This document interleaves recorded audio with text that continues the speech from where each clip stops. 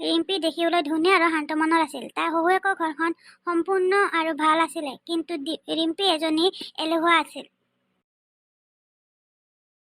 কি হ'ল বোৱাৰী, আজি উঠিব মন নাই নেকি? মা কি কৰোঁ, কাম চামটো মোৰ দ্বাৰা নহয়ে, মই নিজে বহুত টেনচনত আছোঁ। শুনা, এইখন তোমাৰ শহুৰৰ ঘৰ হয়, এইবোৰ কৰি একো লাভ নাই। উঠা, কাম কৰি লোৱা, নহ'লে বেগ পেক কৰি কাইলৈ ফাৰ্ষ্ট ট্ৰেইনখনতে গুচি যোৱা, মাৰা ঘৰত গৈ শুই থাকিবা।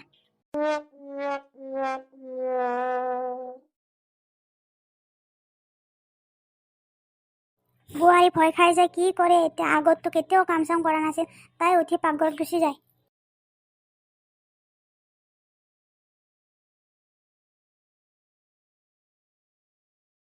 ৰিম্পী পাকঘৰত সোমোৱাৰ পিছতে দুৱাৰমুখৰ পৰা এজন সাধু সন্যাসীয়ে অলক নিৰঞ্জন, সাধুক ভিক্ষা অলপ দিয়া দেৱী, সাধুবোৰ ক'ত আছে? সাধু মহাৰাজ আহিছে, ইহঁতৰ পৰা এনেকুৱা এটা দৰৱ লওক যাতে মোৰ এলেহুৱাবোৰ নাইকিয়া হৈ যায়। ৰিম্পীয়ে সাধু মহাৰাজক খানা দি দিয়ে আৰু কয়, সাধু মহাৰাজৰ জয় হওক। মহাৰাজ, এয়া লওক খানা আপোনাৰ আৰু আপোনাৰ পৰিয়ালৰ। সাধু মহাৰাজে ৰিম্পীৰ পৰা বহুত সুখী হৈ যায়। বেটি, কি মনোকামনা আছে খুজি ল, আজি মই বহুত সুখী। ৰিম্পী বহুত সুখী আছিল, কাৰণ তাই মনে বিচৰা বৰদান পাব গৈছিল। গুৰুজী, ভগৱানৰ কৃপাত মোৰ কোনো বস্তুৰ অভাৱ নাই। সকলোতকৈ ভাল পোৱা এজন স্বামী, ডাঙৰ ঘৰ, টকা পইচা, সুখ শান্তি সকলো আছে। সকলো যেতিয়া ঠিকে আছে, মই যাওঁ এতিয়া।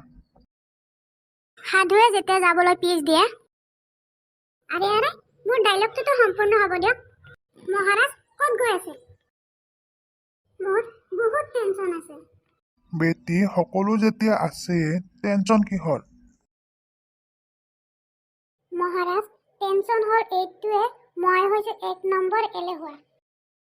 মোৰ দ্বাৰা একো কাম চাম নহয় এইখন ঘৰত। আপুনি এনেকুৱা এজনী ছোৱালী দিয়ক, যি মোৰ সকলো কাম কৰি দিয়ে। ঠিক আছে, মই তোমাক ছোৱালী এজনী দিম, কিন্তু তাইত কোনোৱে নাই, তো তোমাৰ সকলো কাম কৰি দিব। বাহ মহাৰাজ, এইটো বহুত ভাল কথা হয়, কিন্তু তাই মোৰ ঘৰৰ কাম কিয় কৰিব? মহাৰাজ, টকা আৰু খোৱাৰ বাবে নেকি? না বেটি না, টকা আৰু খোৱা তাইৰ বাবে ডাঙৰ নহয়, কিন্তু তাই এতিয়া বিয়া হ'ব খোজে। কিন্তু আমাৰ ঘৰত কোনটো ল'ৰা আছে যি তাইৰ বিয়া আমি পাতি দিম? চোৱা বেটি, তাই ঘৰৰ সকলো কাম কৰি দিব, কিন্তু এটা কথা মনত ৰাখিবা, সেই ছোৱালীজনীক তুমি কেতিয়াও খালী বহাই নাৰাখিবা। যদি তুমি তাইক কাম দিব নোৱাৰা, তেতিয়া তোমাৰ স্বামীৰ লগত তাইক বিয়া পাতি দিব লাগিব। তাই কেনেকৈ টাইম পাব গুৰুজী? মোৰ ওচৰত বহুত কাম আছে, তাইক পঠাই দিয়ক, মই চাই ল'ম। প্ৰণাম। প্ৰণাম কৈ তাই সাধু মহাৰাজক বিদায় দিয়ে, কিন্তু তাইৰ জীৱনলৈ কি ধুমুহা আহি আছে সেইটোহে চাব বাকী।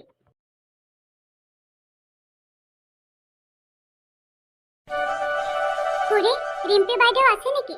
বাহ, ইমান ধুনীয়া ছোৱালী, কোন তুমি? ক'ত থাকা? তুমি আৰু এলেহুৱা ৰিম্পীক কেনেকৈ জানা? তেতিয়াই ৰিম্পী আৰু তাইৰ স্বামীও তাত উপস্থিত হয়। হেল্ল' ৰিম্পী, তুমি যেন কোনোদিনে তোমাৰ এইজনী বান্ধৱীৰ লগত মোক চিনাকি কৰি দিয়া নাছিলা, কিয়? তোমাৰ ভয় লাগিছিল নেকি তোমাৰ বান্ধৱীকে বিয়া পাতিম বুলি?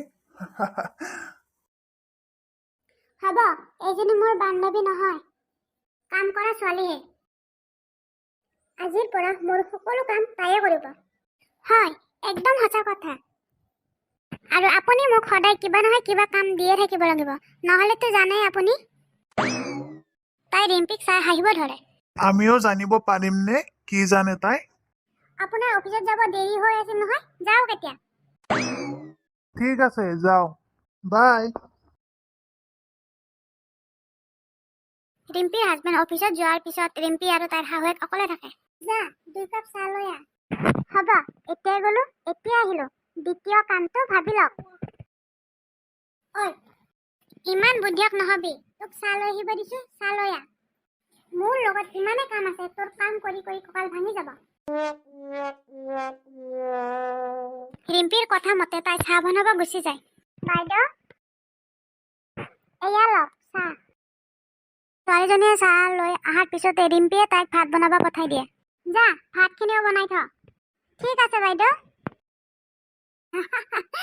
এলেহুৱা মই, বুৰ্বক নহয়। এনেকুৱা কাম দিম কিনা নেকি ইয়াত আ যায়গি। আহিছে মোৰ স্বামীৰ লগত বিয়া হ'ব। কি ক'লা বোৱাৰী? ইমান ধুনীয়া ছোৱালীজনী মোৰ ল'ৰাৰ লগত বিয়া হ'ব খুজিছে।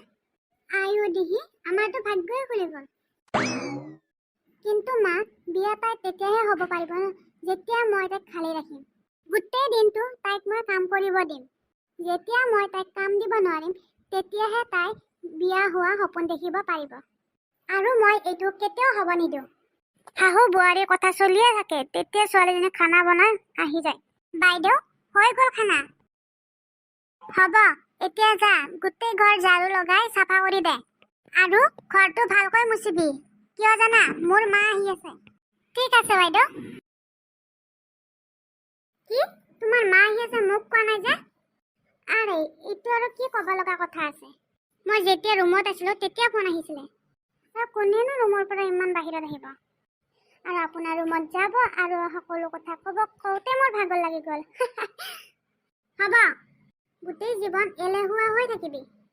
বাছ মই এইটোৱে প্ৰাৰ্থনা কৰোঁ, তই একবাৰ হাৰি যা আৰু এই ধুনীয়া ছোৱালীজনী মোৰ বোৱাৰী হওক। শাহুৱেকে মাজে মাজে ছোৱালীজনীক সহায় কৰি দিছিল। বাইদেউ, ঘৰৰ সকলো চাফ চাফাই কাম হৈ গ'ল, এতিয়া বেলেগ কাম কওক। অঁ, মইতো বেলেগ কাম ভাবাই নাই। আৰে মই কিয় নাভাবিলো? অঁ শুনচোন, মই এটা কথা ভাবিছোঁ। তইনো কিমান কাম কৰিবি? অলপ ৰেষ্ট লৈ ল, বাকী কাম আবেলি কৰিবি। আবেলিৰ বাবেওতো অলপ কাম ৰাখি থ। মানে একো কাম নাই? আপোনাৰ মনত আছেনে একো কাম নাই মানে কি কৰিব লাগিব? তেতিয়াই ৰিম্পিৰ মাক আহে। মা, তুমি ইমান দিনৰ মূৰত আহিছা, তুমি কেইদিনমান থাকিবানে? অঁ, থাকিমেতো, মোৰ ছোৱালীৰ ওচৰত আহিছোঁ। মাক জীয়েকৰ কথা চলি থাকোঁতে ছোৱালীজনীয়ে মাত দি দিয়ে। কাম আৰু 2 মিনিটৰ ভিতৰত নাপালে? যা যা, মাৰ বেগটো লৈ আহ। ছোৱালীজনীয়ে মনটো মাৰি বেগটো আনিব যায়। তাই যোৱাৰ পিছত, ৰিম্পী, কোন আছিল তাই? এনেকৈ কথা কৈ আছিল যেন তাই তোমাৰ সতিনীহে। ৰিম্পীয়ে মাকক সকলো কথা কৈ দিয়ে। এইটো তুমি বহুত ডাঙৰ ভুল কৰিলা। ইমান ধুনীয়া ছোৱালীজনীক কাম কৰাকৈ ৰাখিছাতো ৰাখিছায়ে, এনেকুৱা এটা চৰ্ত যে তুমি তাইক কাম দিব নোৱাৰিলে তাইক তোমাৰ স্বামীৰ লগত বিয়া পাতি দিব লাগিব। এইটো তোমাৰ বহুত ডাঙৰ ভুল হৈছে। তোমাৰ কি মূৰটোত একো নাই নেকি? মা, মোক ক্ষমা কৰি দিয়া, মই পাহৰি গৈছিলোঁ।